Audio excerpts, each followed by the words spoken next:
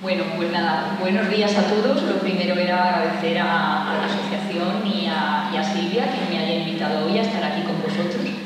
Y bueno, pues espero que de alguna manera pues puedan ayudaros o pueda ser útil la charla de alguna manera. Cuando la primera vez que Silvia me llamó, pues y me pidió que viniera a hablar con vosotros, pues yo le pregunté que de qué quería que os hablara. Y ella me dijo que de lo que yo quisiera, que es lo peor que te pueden decir, que hables de lo que tú quieras. Pero bueno, ¿qué es lo que realmente yo puedo contarles y de qué puedo hablar para que sea útil a las familias? Entonces, pues recordé una cosa que me había dicho Silvia, que es que podía hablar de lo que quisiera porque cualquier cosa os iba a ayudar a intentar aclarar pues muchos de los conceptos de esta enfermedad, que es una enfermedad un poco complicada de entender, porque es una enfermedad en la que tenemos todos aún muchas dudas y muchas cosas por resolver, y de la que había muchas dudas. Entonces, inicialmente, esta reunión no iba a ser una charla, iba a ser más como una especie de entrevista, solucionando preguntas que vosotros tuvierais, y que me había mandado Silvia, y decidí pues un poco enfocarlo así, intentar hacer un pequeño recorrido aclarando los conceptos y resolviendo las dudas que al menos en la consulta me planteáis con más frecuencia, es decir, intentando pasaros por los aspectos que creo que más dudas os crean y que más preguntas, ¿no? Surgen en las familias cuando venís a verme. Entonces, empezando con esto, con aclarando conceptos, pues lo primero es que es el síndrome nefrótico. Y yo, bueno, pues a lo mejor soy un poco académica, pero voy a empezar por el principio, que es un síndrome, ¿no? Que es lo primero. Y cuando uno mira el diccionario médico, pues se dice que el síndrome es un conjunto de signos y síntomas que cuando ocurren juntos nos indican un trastorno específico. Pero los síndromes pueden ser causados por una gran variedad de factores. Y en muchas ocasiones la causa es desconocida, y eso es lo primero que es difícil transmitir. Es decir, cuando me preguntáis el síndrome nefrótico, ¿qué es que lo causa? Y tengo que decir, pues no lo sabemos exactamente, y eso es complicado entenderlo, ¿no? Y es lo primero con lo que tenemos que trabajar cuando se llega a este diagnóstico. En el caso del síndrome nefrótico, lo sabéis todos, el conjunto de síntomas y signos que tienen que unirse para que hablemos de síndrome nefrótico, pues es la pérdida de proteínas en la orina, la disminución de albúmina en la sangre y el desarrollo de los edemas. Cuando un niño se diagnostica de síndrome nefrótico, pues intentamos buscar causas, y en un número pequeño de casos las encontramos, son los que llamamos los secundarios. Hay niños que tienen síndromes nefróticos por infecciones, por enfermedades autoinmunes, incluso por medicaciones. Hay otro grupo de niños que pueden llegar a tener pues, el síndrome nefrótico desde que nacen. Es un grupo muy concreto que puede asociar pues, malformaciones en otros órganos, que tienen un comportamiento y un manejo muy específico, y que también yo creo que se sale del grupo más numeroso y de lo que es el objeto de la charla.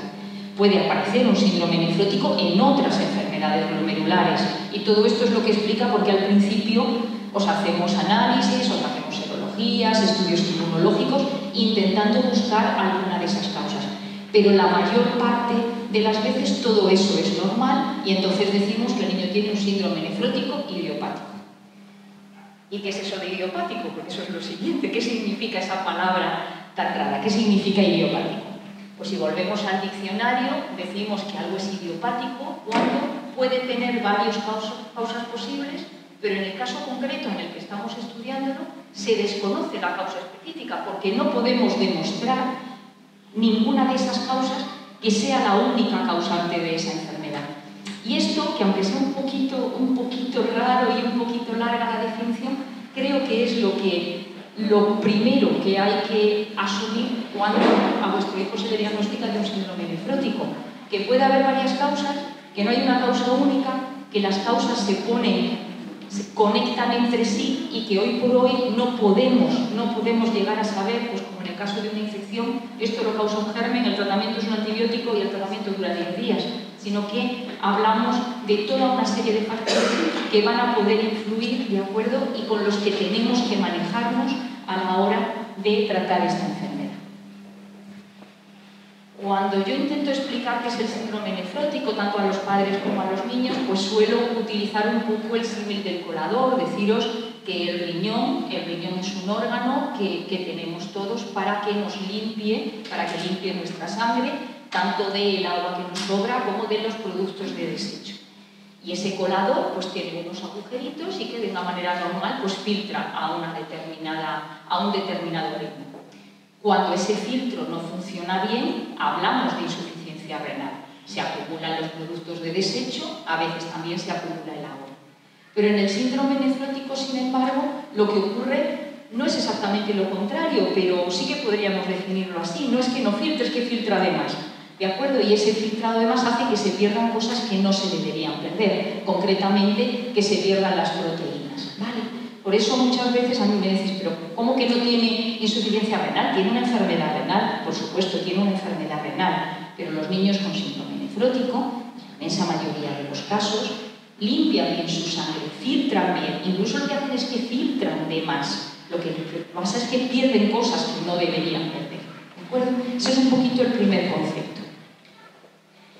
Pasando ya del dibujo, que esto es un poco más para los niños que para los padres, el riñón está formado por más de cada uno de los riñones, puede tener pues, hasta 1 millón de nefronas, que son las células que forman el riñón, y cada una de esas nefronas tiene su pequeño colador, y ese pequeño colador es el glomérulo. El glomérulo tiene pues, esa parte roja que veis, es la sangre que entra, la sangre que baja, y la copita sería el colador, por establecer un poco una similitud. Ese colador, de acuerdo, la membrana que filtra es lo que se llama la membrana glomerular. Y una vez que lo filtramos, a través del tubo pasaría toda la orina. Y esto no voy a poneros más ejemplos, pero creo que tengo que explicaros un poquito cuando estamos hablando, ¿no? De qué estamos hablando. Esa membrana, cuando se mira más en profundidad, pues está formada por una serie de células que tienen huequecitos entre sí, que es por donde va a pasar el agua y por donde van a pasar las sustancias que normalmente se tienen que eliminar. Y todo eso está rodeado por unas células que se llaman podocitos, y que habréis oído hablar, y de una estructura, de un sostén, digamos, que hace que no se caiga todo, que es lo que se llama el hipocális o el citoesqueleto, y todo esto tiene que estar bien configurado para que se filtre lo que se tiene que filtrar y para que no se pierda lo que no se tiene que perder. Que todo esto esté bien configurado depende de una gran cantidad de genes. En la fotografía salían unos cuantos, hoy por hoy están descritos más de 50 genes que están implicados en que esa membrana basal esté bien formada. Si esos genes no están bien, esa membrana no está bien formada, no se forma bien, y eso puede hacer que esas proteínas que deberían retenerse no se retengan y se pierdan. Por lo tanto, ya tenemos una primera causa que puede hacer que se produzca el síndrome nefrótico. Pero lo cierto es que en la inmensa mayoría, o en la mayoría de los casos, ese factor no es el predominante, sino que sabemos que existe una activación de un sistema que tenemos todos en el organismo, que es el sistema inmune, que sirve para que nos defendamos contra lo extraño, para que nos defendamos contra las infecciones, para que nos defendamos contra los agentes alérgicos, para que nos defendamos contra los tumores. Y ese agente, ese sistema inmunológico, que es un sistema muy activo, ¿de acuerdo? Sabemos que en el síndrome nefrótico, en la mayor parte de los casos de los síndromes nefróticos infantiles, está activado. Y esa activación, bien directamente o bien a través de la producción de sustancias, que son los que se llaman los factores de permeabilidad, pueden inflamar toda esa zona. Y al inflamarse ya no funciona bien. Y al no funcionar bien, las proteínas se pierden. Eso que os digo así y que parece como muy general, pues lo cierto es que después de muchísimos años, hoy por hoy, todavía no sabemos cuál es el mecanismo exacto por el cual esa activación del sistema inmune produce esa inflamación de la membrana. No se sabe cuál es ese factor de permeabilidad que realmente es determinante. Y eso es lo que están buscando y lo que están buscando los investigadores. Intentar ver si todos esos factores que nosotros vemos en el laboratorio que están aumentados realmente son la causa o son una consecuencia. Porque a nosotros lo que os interesa es ese factor está aumentado, vamos a bloquearlo y vamos a curar la enfermedad. Es eso en lo que se está trabajando. ¿Vale? Ya digo, no sé si quería un poquito daros esta imagen, es la más científica de todas, porque creo que es un poco trasladaros dónde estamos. Claro, de entrada uno dice, pues ya está, tenemos unos cuantos son genéticos, otros cuantos son inmunológicos. Bueno, pues tenemos dos grupos, por lo menos partimos de algo. Pero eso tampoco es cierto. Y tampoco es cierto porque cuando venís, pues os decimos, es verdad, hay pacientes a los que estudiamos y tienen alguna mutación, pero es que esos pacientes responden a los tratamientos inmunosupresores que modulan el sistema inmune. Y por otro lado, sabemos que pacientes que tienen afectación inmunológica, que tienen un cuadro que responde a los inmunosupresores, sabemos también que hay predisposición genética, es decir, por qué ese agente, esa infección, ese alergeno, a mi hijo hace que desarrolle un síndrome nefrótico y a su hermano no. Tiene que haber algo también. Las enfermedades, hoy por hoy cada vez se dice que la enfermedad no la tiene quien quiere, sino quien puede. Es decir, tienes que tener también una base genética que hace que ese agente ambiental, ese agente inmunológico, haga que se desarrolle en ti la enfermedad. Por lo tanto, eso que estaba tan separado, pues hoy ya no está tan claro. Es decir, es verdad que hay algunos pacientes, esos que os he dicho congénitos, que ya nacen con su síndrome nefrótico, en el que el aspecto genético, el aspecto de que no se ha formado la enfermedad, es predominante claramente, serían los amarillos más de la derecha. Y hay otros que responden claramente a los agentes inmunosupresores y que, por lo tanto, a los agentes inmunomoduladores son claramente inmunológicos. Pero en muchos hay una mezcla. Hay una mezcla de tengo una predisposición genética, pero el inmunosupresor me puede modular, o tengo claramente inmunológico, pero tengo una predisposición, tengo una composición genética que hace que responda mejor o peor a los inmunosupresores. Y eso, que lo sabemos de una manera global, no tenemos métodos para saber específicamente en qué situación está cada uno de vosotros. Y eso es lo que queremos transmitir. Podemos saber esto de manera global, pero no tenemos datos que nos permitan saber cada uno de vuestros hijos en qué parte de este esquema estamos. ¿Vale? Bueno.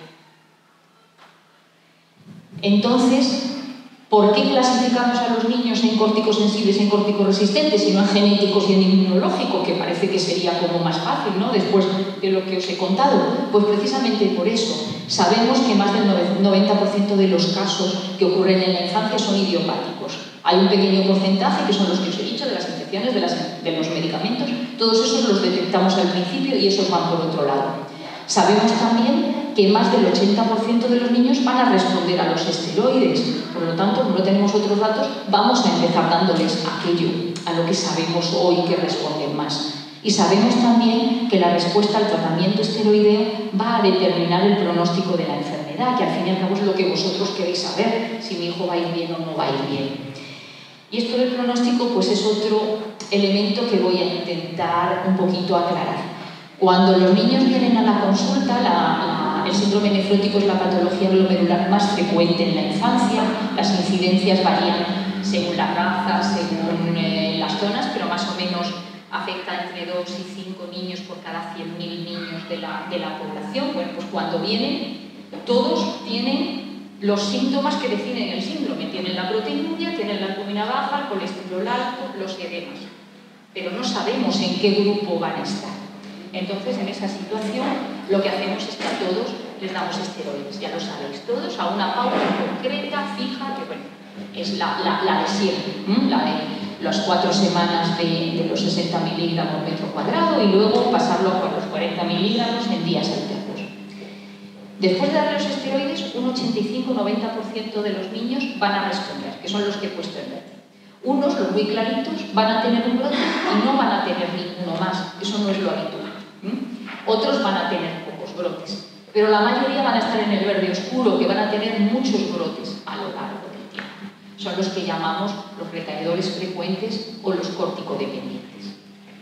Después vamos a tener un porcentaje más pequeño, que es un 10-15%, que no van a responder a los esteroides, y a eso los llamamos corticoresistentes. ¿De acuerdo? Y a partir de ahí, ¿qué va a ocurrir? Pues a esos corticoresistentes que no han respondido a los esteroides, vamos a hacer unos estudios, etcétera, y vamos a seguir poniendo medicación. Puede ocurrir también que algún paciente que era sensible al principio empiece a tener brotes y alguno de esos brotes ya sean resistentes a los esteroides. Es decir, hay pacientes córticosensibles que se pueden hacer resistentes. Son pocos. Es decir, he intentado un poco con los dibujitos que veáis cuál es el grosor, ¿de acuerdo?, y el número de pacientes que están. De esos pacientes, de los residentes, la mitad vamos a conseguir que respondan a otros fármacos, pero va a haber una mitad que no vamos a conseguir. Y esos son los que van a evolucionar hacia la insuficiencia renal. Pero la inmensa mayoría, los resistentes que sí que conseguimos que respondan y todos los pacientes van a mantener una función renal conservada toda su vida. Y yo creo que ahí es importante que lo tengamos ahí. La mayoría van a tener una función renal normal. Y eso es lo que nos tenemos que ver. Un pequeño porcentaje, es cierto que hoy por hoy no podemos controlar la enfermedad y van a seguir evolucionando y al final van a acabar desarrollando la insuficiencia renal. Ese colador que ya no pierde proteínas, pero tampoco es capaz de limpiar el cuerpo. Pero aunque sigan teniendo brotes y sigan teniendo muchos brotes a lo largo del tiempo, su renal a la larga y su pronóstico a la larga es bueno.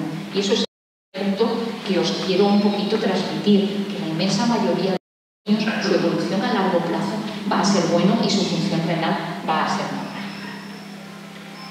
Bueno, vamos a ir ahora un poco resolviendo a partir de ahí, que era un poco lo que yo, no sé, porque yo creo que esto es un poco lo que me voy a preguntar, que es el síndrome nefrótico, qué lo produce y cuáles son, por qué lo dividimos en córtico dependiente, por qué lo dividimos en córtico resistente, por qué decimos que el paciente que sí que era sensible al corticoide, pues hay un pequeño porcentaje que luego se hace resistente.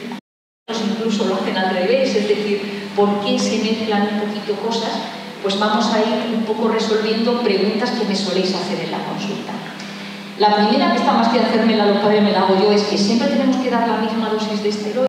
Pues esa es una de las cosas en las que se está trabajando.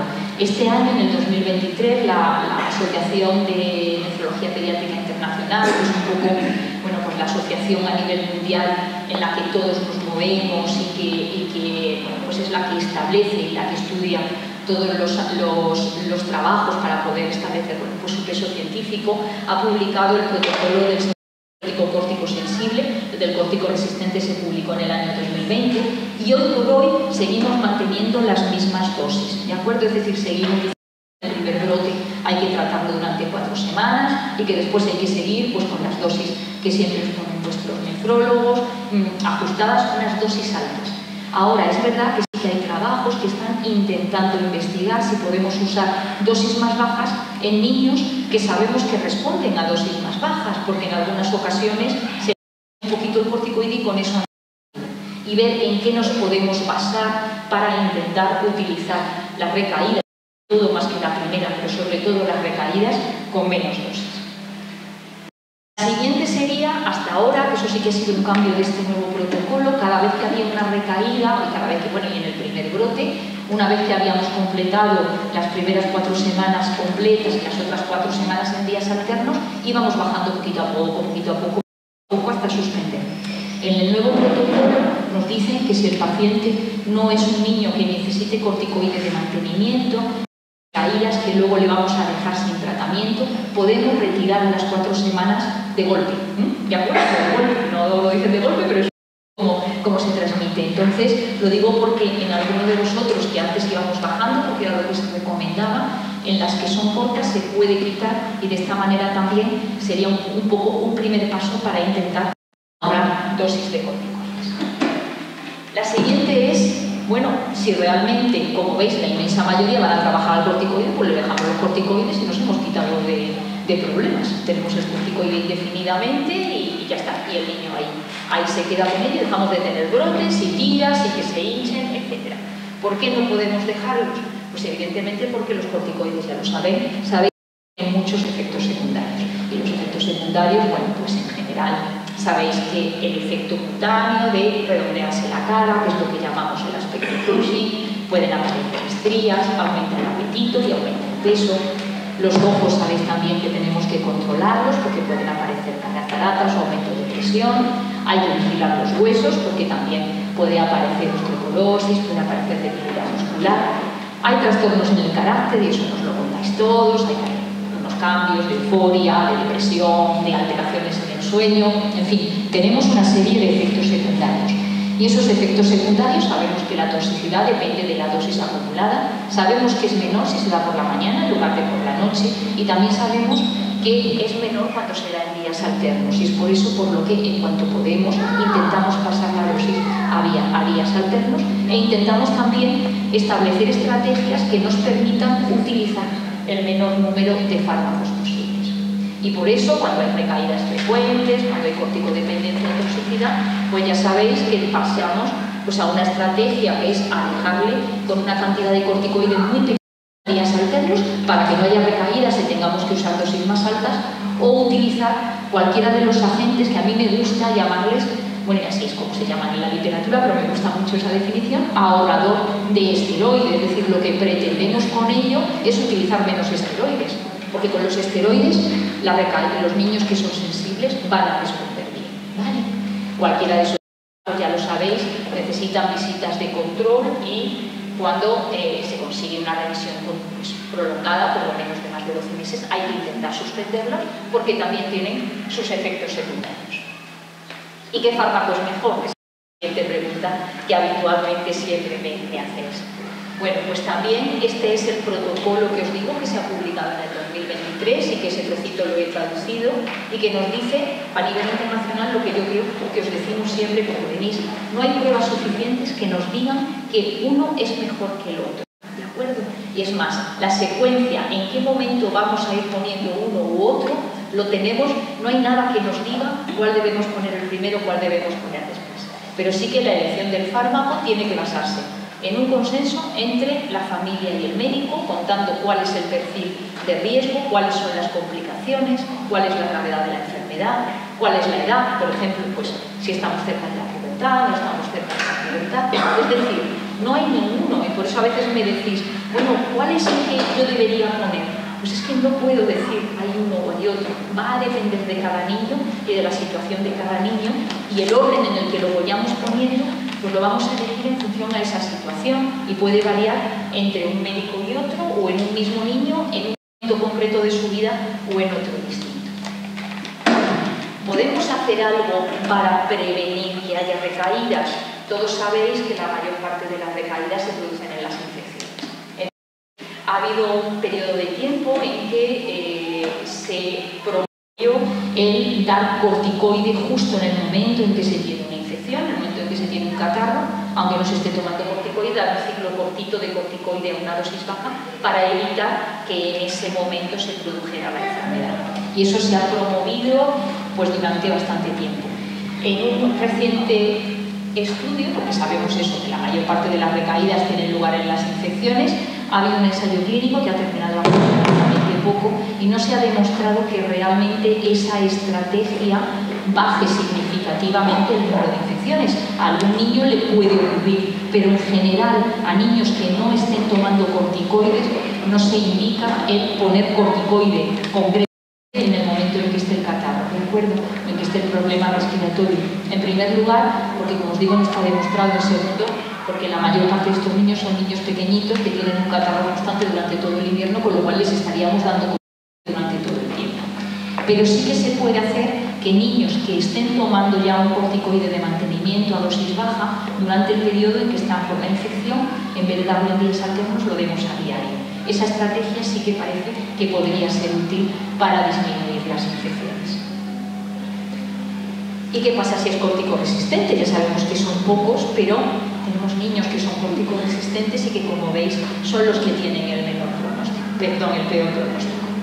A ver, es en esos niños en los que inicialmente vamos a hacer el estudio genético. El estudio genético, que sabéis también que tarda un tiempo y que, bueno, que es complejo porque cada vez van apareciendo genes y cuando esta charla se lo hubiera dado hace 5 años hubiéramos dicho que había 15 o 20 genes implicados, ahora están descritos más de 50. Se sabe que aproximadamente en un 30% de los niños con síndrome nefrótico corticoresistente identificamos en el momento actual algún gen que esté implicado. No sabemos si en el futuro habrá nuevos genes y tendremos más genes que podamos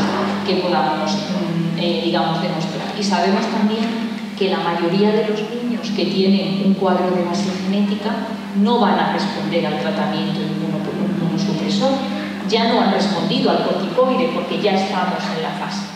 Algunos responden y por eso empezamos siempre con todos con el corticoide y a lo mejor después le estudiamos y resulta que tiene una base genética. Pero si responde a la medicación, entre comillas, ¿a mí qué más me da que tenga una base genética? Si yo lo que quiero es que me responda a la medicación, estoy consiguiendo una estrategia. Pero sí que sé que si tiene una mutación hay muchas papeletas de que no responda. Y si no respondemos al primero, no respondemos al segundo, que es con los que se ha demostrado respuesta, probablemente no valga la pena seguir, digamos, exponiendo al niño a fármacos con efectos inmunosupresores cuando no voy a conseguir una respuesta. También se indica una biopsia renal. La biopsia renal siempre ha estado en todos los protocolos de los síndromes nefróticos, córtico resistente, estudio genético, biopsia renal. La biopsia pretende, por un lado, descartar otras patologías que, como os he dicho, aunque es muy raro en los niños, podría estar dentro de otras enfermedades glomedulares que el resto de los estudios no nos hubieran definido claramente. Y en segundo lugar, porque sabemos que algunas formas de biopsia, algunas formas, lo que se denomina glomerulosclerosis hereditaria y focal, tienen menores probabilidades de responder. Pero estamos en las mismas, son probabilidades. A mí lo que me va a dar el pronóstico no es ni el estudio genético ni la biopsia, es si responde o no responde a los tratamientos. Pero esto sí me va a dar armas para saber hasta dónde voy a seguir con los tratamientos, hasta dónde voy a ser agresiva, entre comillas, o dónde voy a ir. Hay ya bastantes estudios que dicen que si yo tengo un estudio genético que ya me da una base genética, a lo mejor la biopsia no añade nada y no es necesaria. Pero hoy por hoy, entre que el estudio genético suele tardar bastante y tampoco sabemos con el estudio genético si puede haber genes que no están descubiertos y que por lo tanto no podemos estudiar, hoy por hoy siguen siendo necesarias las dos pruebas. ¿Y qué hacemos? Pues una vez que hacemos esto, incluso esperando resultados, esperando a que se haga la biopsia, empezamos tratamiento con unos fármacos que se llaman anticalcineurínicos y que hay dos, la ciclosporina o el tacrolimus. ¿Por qué empezamos con estos? Primero, porque en los casos inmunológicos son los que tienen mejor respuesta. Son los que van a conseguir ese 40-50% de niños que podemos hacer sensibles utilizando esta medicación. Y segundo, porque aunque es raro, el pequeño número de niños que con síndromes nefróticos genéticos responden a medicación, responden a estos fármacos. Y me diré, ¿por qué? Pues no lo sabemos, esa es otra cosa. Parece que de alguna manera el efecto que tienen estos fármacos puedan estabilizar ese esqueleto, esa mallita en la que se mantenían las células que os he puesto al principio y que de esa manera se pueda. Pero ¿por qué? Influye, no sé ni siquiera si estoy hablando con el micrófono, pero ¿por qué influye y modula? Y algunos pacientes con síndrome genético en ellos funciona, no lo sabemos, pero si funciona volvemos a lo mismo. Yo lo que quiero es que funcione, lo vamos a probar. Si funciona en general en los primeros 3 meses y es raro que respondan después de 6 meses, ¿vale? Por eso, a los 6 meses, si no se consigue remisión, no tiene sentido seguir manteniendo una medicación que en la mayor parte de los niños, cuando es una base genética, no va a funcionar. También añadimos los antiproteinúricos y como el corticoide no funciona, lo vamos quitando porque no tiene sentido que añadamos toxicidad. ¿Y qué hacemos si no remite? Bueno, pues si ya hemos demostrado una base genética, solamente podemos utilizar los antiproteinúricos. No tenemos mucho más. Si no la demostramos, pues si no la demostramos, empezamos a intentar el resto de los inmunosupresores, porque aunque es verdad que puedan tener efectos secundarios, sabemos que si no paramos la enfermedad, un porcentaje muy alto va a llegar a la insuficiencia renal, por lo menos. Por lo tanto, aquí sí que vale la pena probar todos los fármacos que tengamos en las distintas combinaciones. La respuesta, lo sabéis todos, porque yo os lo digo, es que no sabemos, pero no sabemos si vuestro hijo va a ser el que va a responder y por lo tanto tenemos que ir viendo en función al momento en el que está, en función a su edad, cuál creemos que debe ser el orden. Podemos utilizar el micofenolato, el rituximab, que es una medicación que es muy eficaz en los córticodependientes, en los córticoresistentes, pues es menor. El ofatumumab se ha utilizado, algunos pacientes responden, otros no. Se está programando otra serie, os he puesto el abatacer, hay muchos otros anticuerpos que se están utilizando, se ha propuesto el lipidoaféresis, todo esto son estrategias que se van probando, que están y que hoy por hoy no hay una clara efectividad que podamos decir qué paciente va a responder y qué paciente no. Y por lo tanto tenemos que discutir con vosotros si lo hacemos, no lo hacemos, y ver cada uno de estos casos. ¿Vale? Entonces, bueno, esta sería un poquito la situación en la que estamos en el momento actual. Bueno, lo que os he dicho, que ¿por qué se trata? Pues porque aunque no sabemos por qué y la mayoría no responde, un número pequeño sí. ¿Y por qué utilizamos los antiproteinúricos? Bueno, los antiproteinúricos, que son el enalapril, el losartán, todos los terminados en pril y todos los terminados en sartán, que son los derivados, bueno, pues realmente esos fármacos actúan a nivel de ese esqueleto que os he enseñado, modulándolo de alguna manera y disminuyendo, pues por una cuestión de cambio de presiones, la proteinuria.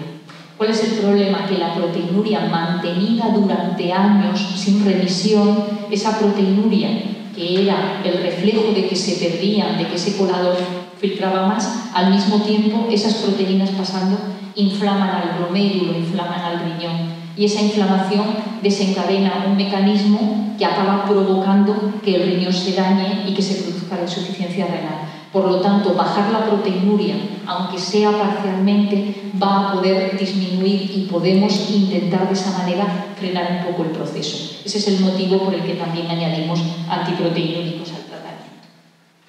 ¿Y qué va a pasar en la edad adulta? Porque eso es otra de las cosas. Bueno, pues entre un 10 y un 30% de los niños córtico-dependientes van a seguir teniendo recaídas en la edad adulta. La mayoría no, pero un 10-30% lo van a tener. Es verdad que en general cada vez las recaídas se van espaciando más y es verdad que en general también cuando llegan a la edad adulta las recaídas son menores. Pero no podemos deciros que porque lleven 4 o 5 años sin recaídas de adultos no van a tener ninguna, porque puede ocurrir. El riesgo va a ser mayor en los niños que debutan más pequeños y en los córtico-dependientes que tienen muchas recaídas, pero siguen siendo riesgos. Yo a algunos padres les he dicho, seguro que va a recaer. Como digas seguro, se no recae. O sea, es en lo que más te puedes equivocar porque son riesgos, ¿vale? No tenemos ningún marcador, eso es una cosa que os pondré ahora, que nos permita saber de entrada qué niño va a responder, qué niño no lo va a responder, qué niño va a tener recaídas y qué niño no lo va a tener. Hay muchos estudios sobre ello, pero no hay ninguno que sea significativo. Y hay muy pocos estudios de evolución a largo plazo. ¿Y lo podemos predecir? No hay. Hoy por hoy marcadores. ¿Se están buscando? Sí, pero todos son riesgos. Y marcadores específicos que nos digan, yo mido en la sangre la proteína pepita y si está baja el niño no va a recaer, esa no la tenemos, no la hemos encontrado todavía. Vamos a pasar un poquito ya a cosas que me preguntáis sobre lo que es el día a día, sobre lo que es la vida de estos niños. Actividad física. ¿El niño se puede mover? Sí. No solo se puede mover, debe moverse. La actividad debe ser libre. El niño lo único que le tiene que restringir es lo que él no pueda por los edemas. Y en general, los niños, gracias a Dios, no tienen ese efecto un poco psicológico nuestro y en el momento en que se puede mover, se quiere mover. Y hay que dejar que se mueva. En la recaída debe favorecerse la movilización porque uno de los problemas que tiene es el riesgo de trombosis y la mejor prevención es la movilización. Y además sabemos que vamos a tener que utilizar una serie de fármacos que van a condicionar la salud de los huesos, que a la larga también pueden tener efectos de hipertensión y de la salud cardiovascular, y el ejercicio físico va a ser importante. Por lo tanto, deben moverse y promover el que hagan un deporte que puedan hacer durante toda su vida va a ser un factor muy importante. Y escolarización, por supuesto. ¿De acuerdo? La escolarización debe ser lo más normal posible. El niño puede ir al colegio, incluido de recaída. Solo hombres y los demás no se pueden mover, pero no debemos, el que esté en recaída no es un motivo para que tenga que quedarse en casa. Sí que es cierto que los niños con inmunosupresión se deben extremar las medidas de higiene. He encontrado este folletito, es un folleto de un hospital canadiense, pero lo tenía traducido al español, que bueno, pues que como veis he copiado de ahí lo del colador, no es dibujo mío. Entonces, bueno, pues ellos dan una serie de consejos a los maestros, que yo creo que es importante porque a veces me lo preguntáis también, ¿no? Entonces, el primero que dice es eso, que se aseguren de que se lavan los niños las manos en clase, que yo creo que es uno de los elementos fundamentales. Me preguntáis por la mascarilla, es importante en algunos casos, pero la mayor parte de las infecciones se transmiten por las manos. El agente más efectivo es el lavado de las manos. Desinfectar el escritorio, bueno, yo ahí lo que parece que es un poquito excesivo, pero bueno, evidentemente limpiarlo y que estén limpias todas las superficies. informar a los padres si hay brotes, si hay gripes, si hay varicelas, de manera que en ese momento se pueda valorar si el niño puede dejar de ir o al menos alterarlo, y sobre todo no poner al niño con el síndrome nefrótico en un grupo en el que el niño de al lado esté tosiendo, tenga un resfriado, que son cosas de sentido común, pero que muchas veces basta con eso para que el niño pueda seguir yendo a la escuela. ¿Qué consejos? Pues otra de las cosas es, nos preguntan también, las hospitalizaciones, las citas médicas, todo eso va a hacer que el niño tenga que faltar. Bueno, pues es importante, lo primero, que lo sepan los profesores para poder establecer una buena comunicación, y es muy importante lo que estábamos diciendo, me decís, muchos profesores, como el niño tiene un problema, que no haga deporte, que no haga actividad física, no, tiene que hacerla, tiene que participar en los deportes, tiene que participar en las excursiones, tiene que participar en todo este tipo de cosas. Habrá que tomar algún tipo de medida, pero tiene que hacerlo. Es fundamental para su desarrollo. Y otro punto importante es también que sepan los profesores que ese hincharse un poquito, que ese ganar peso va unido a su enfermedad, para que nos ayuden pues, a reducir el bullying que sabemos que se puede producir en los colegios. Y los profesores tienen que saber que el niño no está engordando porque esté moviéndose menos o porque esté comiendo, y no hay que regañar al niño, sino que hay que saber que estamos en esta situación y ayudar también a manejarlo. Líquidos, vamos a ver. Hoy por hoy, clásicamente, cuando yo era residente hace ya muchísimos años, pues se decía que los niños tienen que beber muy poquito para no hincharse. Eso se vio que no es una medida efectiva. Es verdad que quizá a nivel de peso ganaban un poquito menos de peso, pero como sabéis, en el síndrome nefrótico el líquido sale fuera de los vasos y se queda en el espacio exterior, por lo tanto el niño, aunque esté muy hinchado, internamente puede estar deshidratado. Restringir líquidos tan solo les pone en más riesgo de insuficiencia renal, al niño le hace sufrir y no conseguimos controlar la enfermedad. Por lo tanto, hoy por hoy, y lo dicen todas las guías, no se recomienda una restricción de líquido. Tan solo se hará si el niño tiene un edema muy importante y tenemos que bajarlo para que podamos bajar esos edemas un poquito más rápido, o si el sodio en la sangre está muy bajo, pero en el resto de los casos no.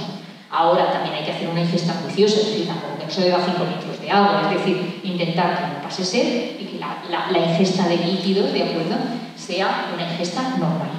Importante, porque lo vais a ver también cuando los niños ingresan, intentamos, en cuanto podemos, manejarlo por la boca. El líquido siempre se va a manejar mejor cuando se toma por la boca que cuando se pone por vía, cuando se pone intravenoso. Y la sal.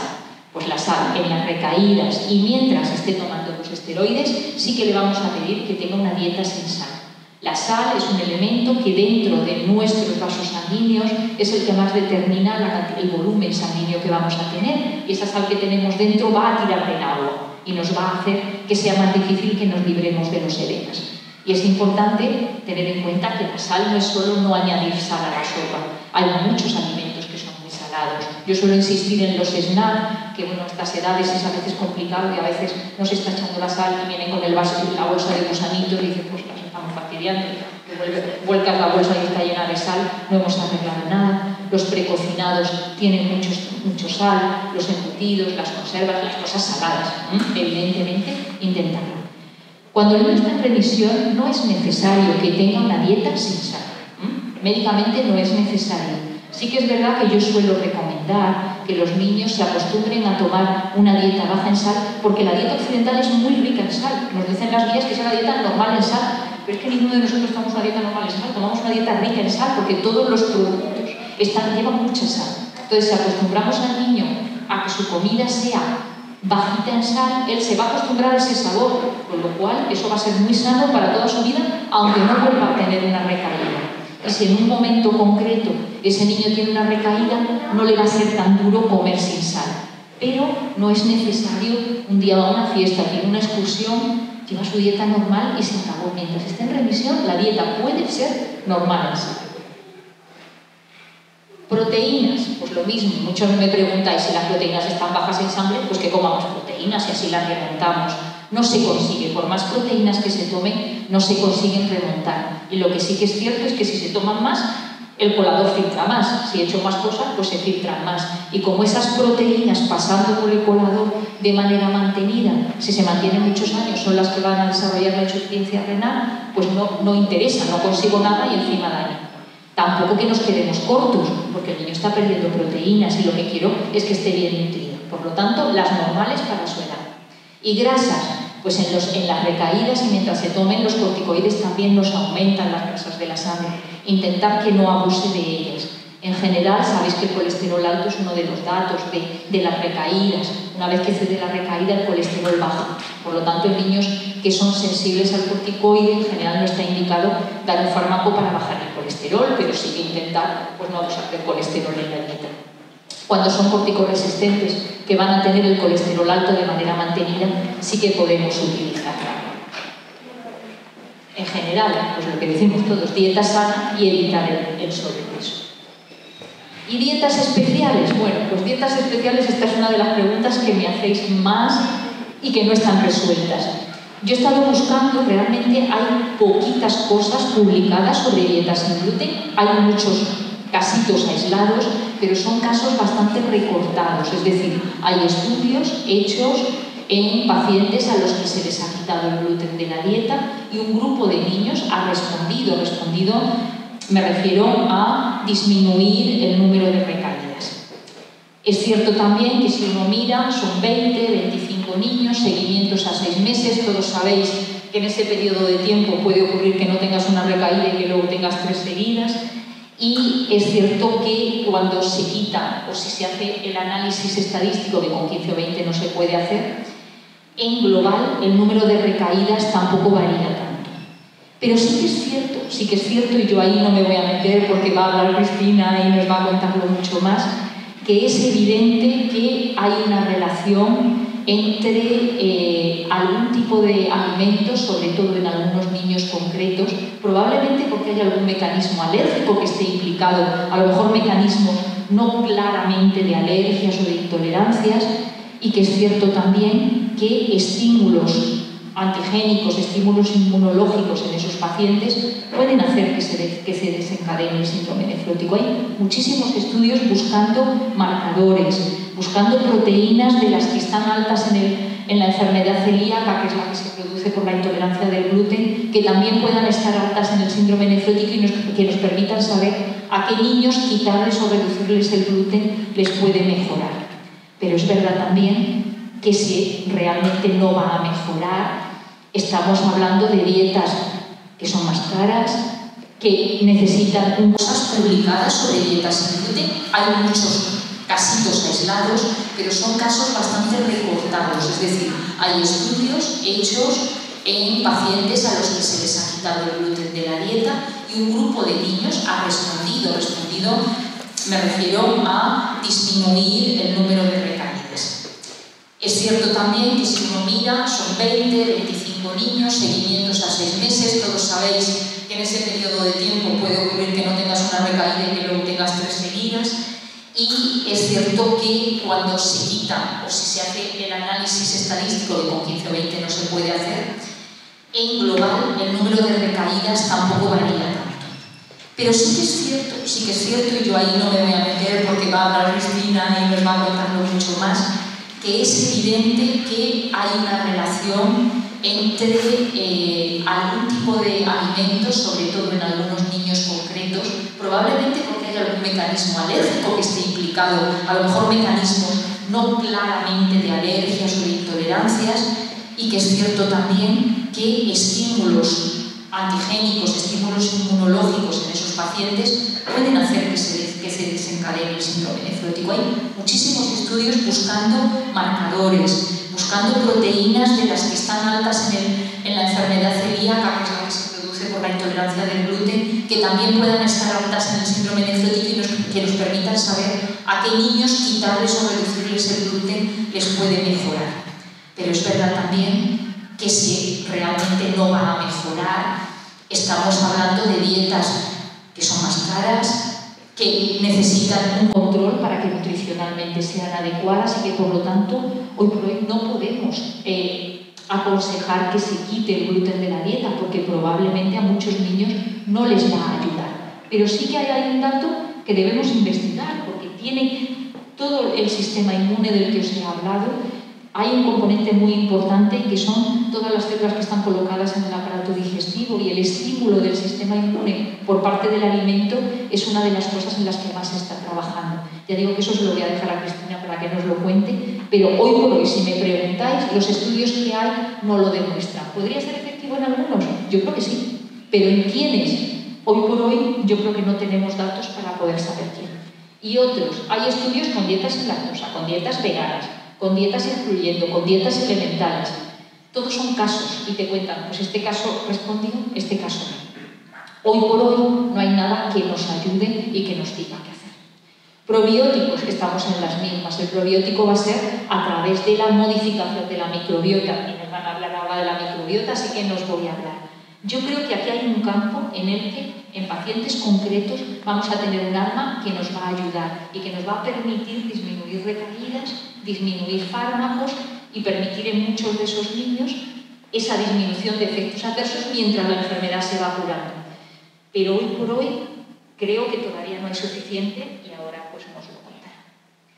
Vacunas, esto también nos lo preguntáis. ¿Tiene que vacunarse? Por supuesto, puede y debe, ¿de acuerdo? Lo que está indicado es, si es posible, lo digo porque si el niño es resistente, pues no es posible que esté en remisión. Si es posible, se esperará que esté en remisión. Y si es posible también, se esperará que no tome ningún inmunosupresor, porque así la respuesta a la vacuna va a ser mayor.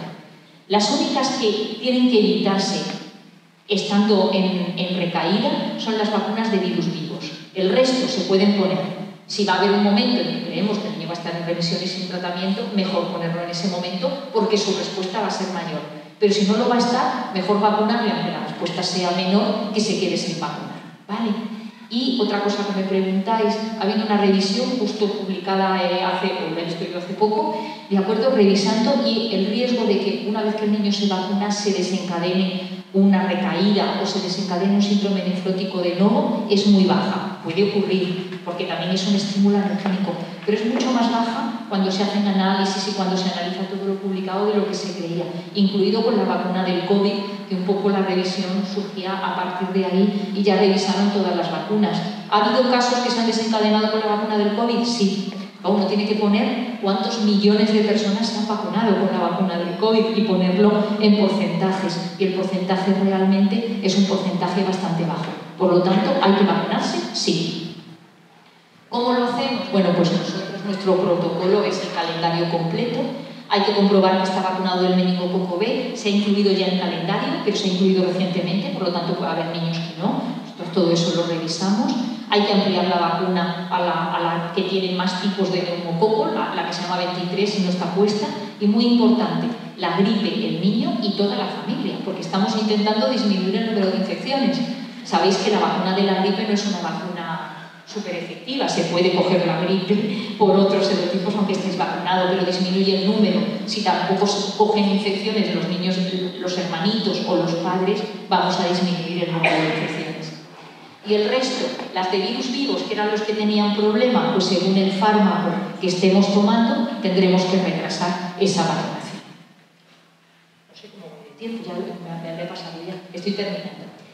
Y vamos a ver, aquí también no voy a hablar mucho porque se va a dedicar sobre todo Sofía, pero la otra cosa que me preguntáis es, ¿y cuál va a ser la calidad de vida de nuestros hijos? Pues realmente hay pocos estudios, ¿vale? Que también nos investiguen y ya digo que en la infancia nos va a hablar sobre todo ella. Pero también este es un estudio muy reciente que encontré el otro día y que me gustó porque yo creo que es importante sobre todo para intentar no crear una sensación de tanta angustia o intentar bajar un poquito el grado de angustia. Entonces este es un estudio que hacen los franceses. Hacen una encuesta a unos 60 o 70 adultos que tenían un síndrome nefrótico desde niños y que habían ido y ya estaban en la edad adulta. En ese momento, porque para os hagáis una idea, un 80% ya no tenía recaídas y parece que era un 81 no tenía y un 19, es decir, lo que os he dicho, un 10-15% seguían teniendo recaídas. Y eran niños que un 25% habían tenido más de 20 recaídas. Es decir, son niños córtico-dependientes, no el que tuvo una recaída y no la volvió a tener. Eran todos córtico-dependientes. Entonces ellos comparaban pues, los ítems de sus respuestas sobre su vida general con la de la población francesa de su misma edad, que eran franceses, vamos. Entonces vieron, nivel de estudios les salía igual o ligeramente superior, es decir, son niños que hacen sus estudios y que sacaban su título título incluso les salía un poquito superior con respecto al nivel de alcanzar estudios universitarios de ese sitio. Tasa de empleo, que a mí me llamó exactamente igual. Igual no había mayor tasa, no era significativa la diferencia. Les preguntaban si estaban trabajando o no y trabajaban igual que el resto, es decir, con la misma tasa de paro y la misma tasa de empleo. Hablaban también, les estudiaban cuál era el porcentaje de personas que vivían en pareja, que tenían hijos, y era también bastante similar al de la población. Es decir, que todas esas cosas van a poder desarrollarlas y van a poder tenerlas de una manera normal. Y bueno, como era de esperar y eso es bueno, claro, había menor porcentaje de fumadores y bebedores probablemente por todo lo que se ha ido insistiendo en ellos durante todo ese periodo. Evidentemente también había elementos negativos. 3/4 partes de los pacientes se habían sentido discriminados en algún momento en el trabajo o en la escuela. Y ese es un factor, por eso estos son factores que es en lo que yo sobre todo creo que las asociaciones tienen que trabajar. Y aproximadamente la mitad de ellos decían que alguna vez habían renunciado a hacer un deporte que les hubiera gustado o a ir a una excursión en el colegio por la enfermedad. Y eso, que en algún momento va a ser médicamente imposible de evitar, sí que a veces es por propio miedo, tanto de profesionales como de familias. Y en eso también tenemos que trabajar. Y también se veía en una serie de ítems que si los hubiera visto Sofía lo hubiera interpretado, yo no sabía interpretarlos, de carga psicológica, que donde era un gran cargo de fatiga, de cansancio de las familias, más que de los adultos y de lo que había supuesto la carga de esa enfermedad. Y que eso yo creo que es una cosa que va inherente a esta enfermedad, que os crea mucha angustia, que no podemos quitar los profesionales, pero que sí que es importante que lo sepamos, que tiene una gran carga de carga psicológica y que sobre eso también tenemos que trabajar. Y ya voy terminando. Así que, ¿qué es lo que hay para el futuro? Pues como veis, tenemos muchas cosas que sabemos, pero tenemos casi más dudas que cosas que sabemos.